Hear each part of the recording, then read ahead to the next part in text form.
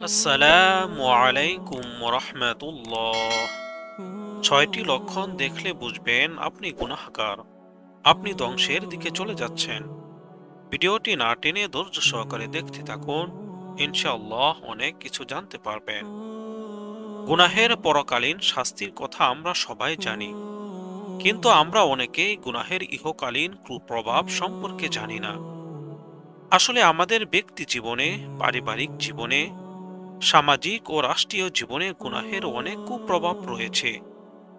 কখনো কখনো ব্যক্তির করা গুনাহের প্রভাব ব্যক্তির মধ্যে সীমাবদ্ধ থাকে, আবার কখনো সেই প্রভাব ব্যক্তিকে ছাড়িয়ে পরিবার, সমাজ, রাষ্ট্রে, এমনকি সারা দুনিয়ায় ছড়িয়ে পড়ে।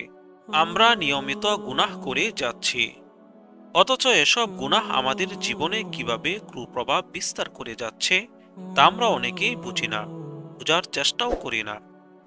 গুনাহ থেকে বাঁচার জন্য আমাদের গুনাহকে চিনতে হবে, এবং গুনাহ করতে করতে একটা সময় গুনাহকারী ধ্বংসের দ্বার প্রান্তে পৌঁছে যায়। গুনাহের বহুবিধ ক্ষতিও রয়েছে। ১ নম্বর লক্ষণ হলো গুনাহগার রিজিক থেকে বঞ্চিত হয়।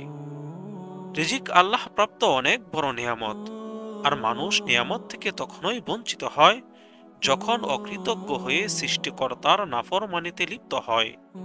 ইরশাদ হয়েছে, যদি তোমরা শুকরিয়া আদায় করো তাহলে আমি অবশ্যই তোমাদের নিয়ামত বাড়িয়ে দিব, আর যদি তোমরা অকৃতজ্ঞ হও নিশ্চয়ই আমার আযাব বড়ই কঠিন।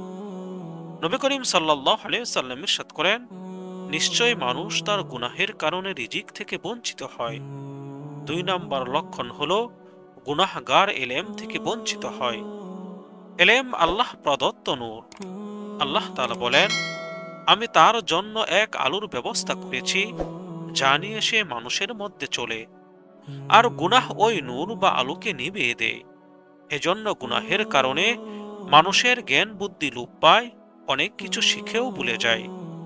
আব্দুল্লাহ ইবনে মাসুদ রাদিয়াল্লাহু তাআলা আনহু বলেন, অবশ্যই আমি মনে করি মানুষ তার শিক্ষা করা এলেম ভুলে যায় তার কৃত গুনাহের কারণে।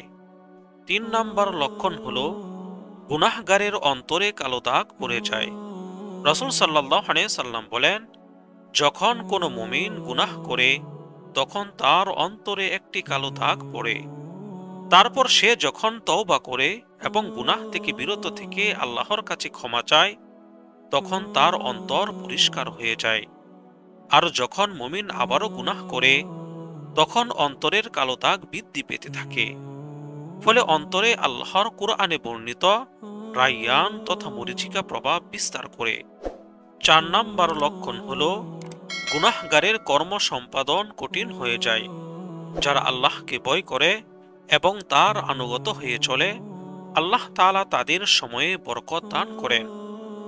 ফলে খুব সহজেই খুব কম সময়ে তারা নিজ নিজ কাজ সম্পাদন করতে পারে। আর যারা সৃষ্টিকর্তার নাফরমানিতে লিপ্ত থাকে তাদের মধ্যে অলসতা জেঁকে বসে, আর তাদের জন্য কর্ম সম্পাদন কঠিন হয়ে পড়ে।